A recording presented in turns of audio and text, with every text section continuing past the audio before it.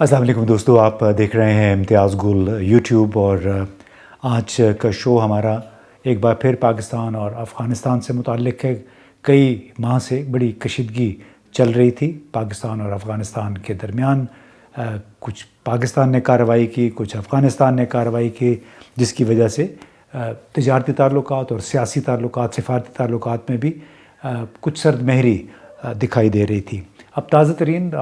काबुल में 2 दिन के मुज़ाकरात हुए। उसमें वहाँ के वज़ीर सनत नूरुद्दीन अज़ीज़ी और पाकिस्तान के नायब वज़ीर तिजारत खुर्रम आगा के दरमियान, और बज़ाहिर बड़े अच्छे नताइज बरामद हुए हैं इन मुज़ाकरात के। सवाल ये है कि क्या इन मुज़ाकरात के नतीजे में दोनों मुल्कों के ताल्लुकात मुसलसल बेहतरी की तरफ जाएंगे और इसमें कोई रुकावट अभी नहीं आएगी, या फिर कुछ अरसे के बाद एक बार फिर हम उन्हीं हालात की तरफ लौट जाएंगे। इसका अब जायज़ा लेते हैं हम कि 2 रोज़ा मुज़ाकरात जो काबुल में हुए उसके दौरान हुआ क्या है। इन मुज़ाकरात में एक तो बड़ी बात ये तय पाई कि तिजारत को सियासी उमूर से अलहदा रखना है। यानी जो दहशतगर्दी के मामलात पे जिस तरह पाकिस्तान ने रिएक्ट किया था, कुछ पाबंदियाँ लगा दी थी, उस किस्म की पाबंदियाँ नहीं लगाई जाएंगी, बॉर्डर बंद नहीं होगा। एक बहुत बड़ा मसला था बैंक गारंटी का, जो पाकिस्तान ने दरअसल सितंबर 2023 में आयद की थी ये शर्त, और 2023 सितंबर में हुआ ये कि 7 सितंबर को तहरीक तालिबान पाकिस्तान ने चित्राल के गांव पे रात को हमला किया और उसमें कुछ शहादतें भी हो गई थी, और ये एक लिहाज से पाकिस्तान की रेड लाइन थी। उसके बाद पाकिस्तान ने एक मुत्तफ़क़ा तौर पे बहुत सारी शराइत आयद की। एक शर्त ये थी कि एक तरफ तो बॉर्डर कुछ अरसे के लिए बंद हुआ, दूसरी तरफ वाज़े तौर पे कह दिया गया कि जब तक तहरीक तालिबान पाकिस्तान के ख़िलाफ़ कोई एक्शन नहीं होगा उस वक्त तक हालात मामूल पे नहीं आएंगे। साथ ही एक जितनी अफ़गान ट्रांज़िट ट्रेड के तहत दरामदात थी कराची के रस्ते, उन पे एक बैंक गारंटी की शर्त रख दी गई। यानी अगर कंटेनर में कोई $50,000 मालियत का सामान है तो दरामद कुनंदा को यानी इम्पोर्टर को $50,000 कैश पाकिस्तान के नेशनल बैंक में जमा कराने थे। यानी एक ऐसी शर्त जो कि दुनिया भर में कोई भी ताजिर कबूल नहीं करेगा, क्योंकि उसको मालूम नहीं कि वो $50,000 उसको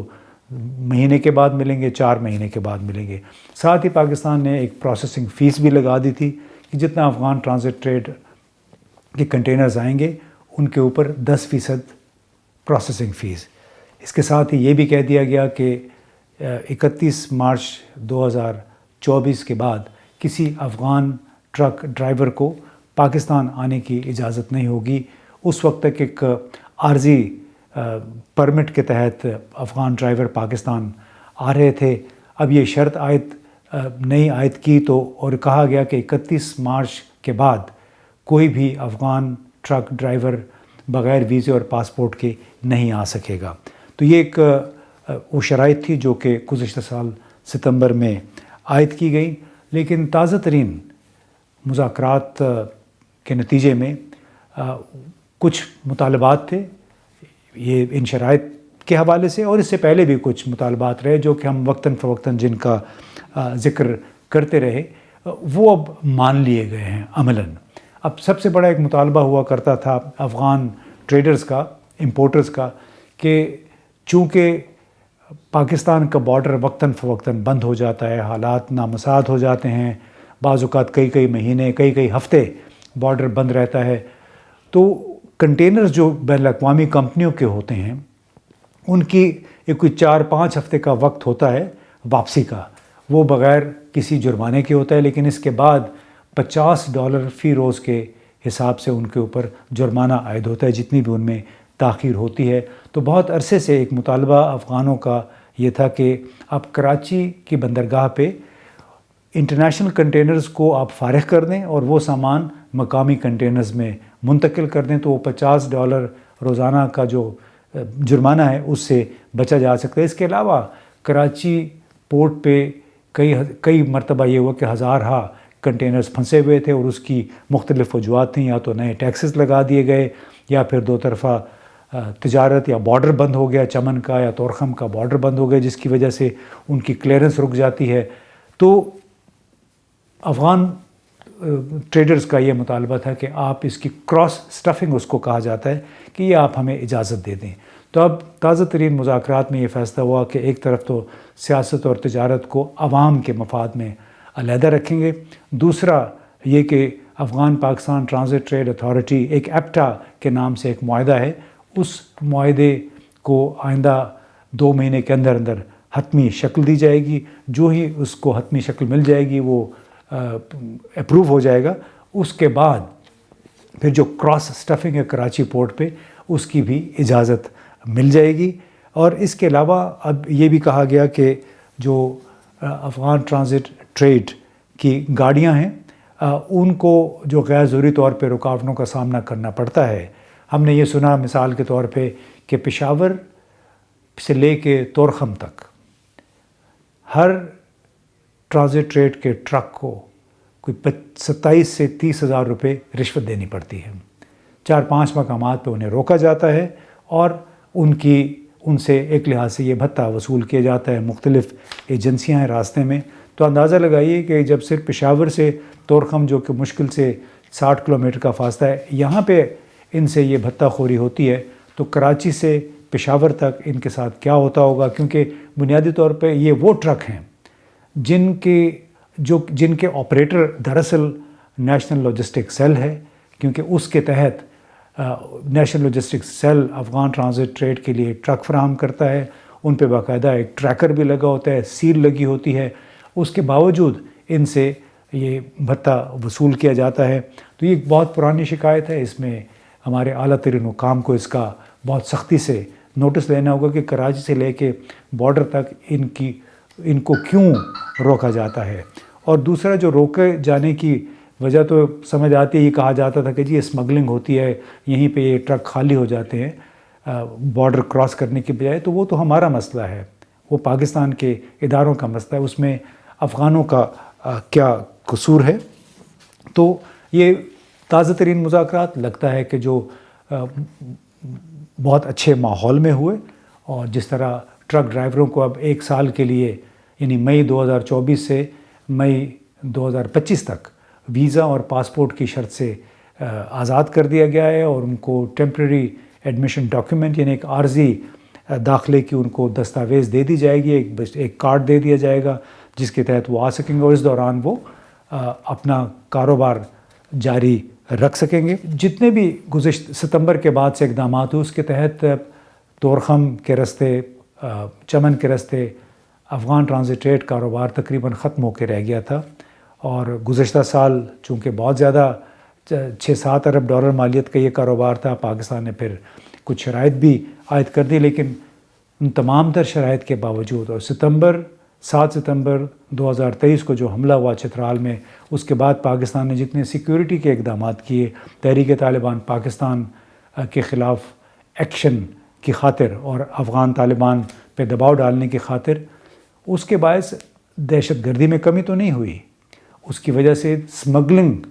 کا کاروبار نہیں رکا، بلکہ چونکہ پاکستان کے اپنے حالات ٹھیک نہیں تھے، ایک طرف افغان ٹرانزٹ ٹریڈ پہ پابندیاں لگ گئیں، دوسری طرف پاکستان کی اپنی درآمدات کم کی، کنٹرول کی، کیونکہ ہمارے پاس ڈالرز نہیں تھے، پھر ڈالرز کی قیمت جو تھی اوپر نیچے ہو رہی تھی، تو اس کے باعث اسمگلنگ میں مزید اضافہ ہوا ہے، اور یہ اضافہ زیادہ تر چمن کے رستے ہوا ہے، کیونکہ طورخم کے رستے جو آدھی سے زیادہ گاڑیاں ٹرکس یہاں سے جاتے ہیں وہ ازبکستان جا رہے ہوتے ہیں، ہر مہینے کم از کم 1200 کنٹینرز ازبکستان جاتے ہیں، کیونکہ اب ازبکستان نے بھی 2021 کے ایک معاہدے کے تحت پاکستان کی بندرگاہ یعنی کراچی کے راستے سامان منگوانا شروع کیا ہے، تو ظاہر ہے جب بارڈر بند ہوتا ہے تو یہ سلسلہ بھی رک جاتا ہے براہ راست، تو ازبکستان کی درآمدات ہیں پاکستان کے راستے وہ بھی متاثر ہوتی ہیں۔ تو لگتا یہ ہے کہ یہ کچھ کنسیڈریشن تھیں، کچھ ایسے معاملات تھے جس کے پیش نظر پاکستان کو بھی اپنے رویے میں تبدیلی کرنی پڑی، یعنی کہ ٹرانزٹ ٹریڈ میں کمی ہوئی افغانستان کے، پھر اسمگلنگ میں اضافہ ہوا، اور ازبکستان کے ساتھ ہماری جو ٹرانزٹ ٹریڈ ہے وہ بھی متاثر ہونے کا خدشہ تھا، اور خود افغانستان کو جو ٹرک جایا کرتے تھے 1400-1500 روزانہ، وہ بھی کم ہو کے 700 سے بھی کم رہ گئے تھے، اور ظاہر ہے اس سے بہت سارا ہزاروں گھرانوں کا کاروبار اور ان کا جو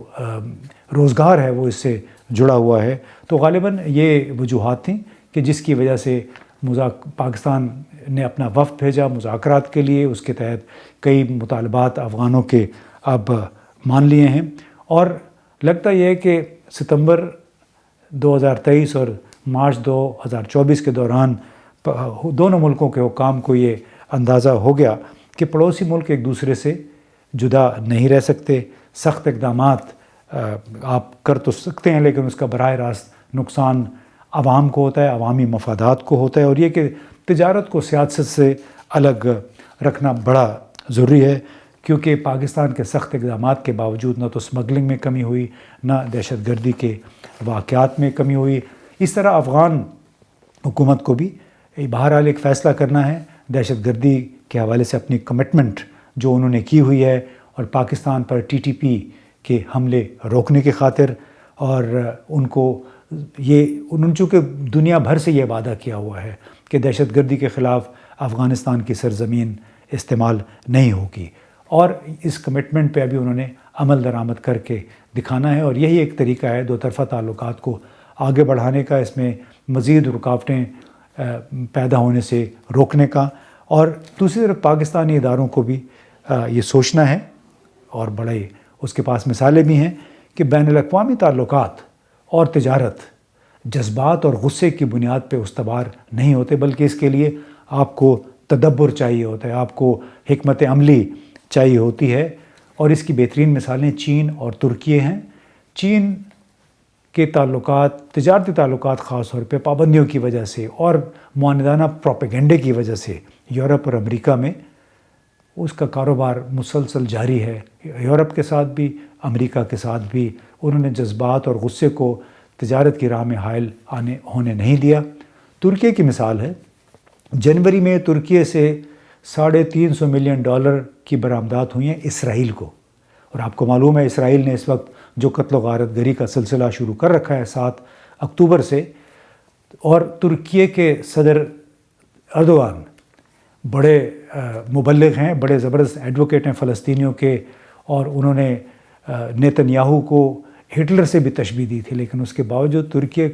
کی برآمدات، ترکی کا کاروبار اسرائیل کے ساتھ متاثر نہیں ہوا ہے۔ تو یہ بہت بڑے ہمارے لیے مثالیں ہیں، اس سے پاکستانی حکام کو ضرور سیکھنا چاہیے کہ غصہ اور جذبات آپ کے بین الاقوامی تعلقات یا تجارت کے مسائل کو حل نہیں کریں گے، بلکہ آپ کو سوچ بچار کے ساتھ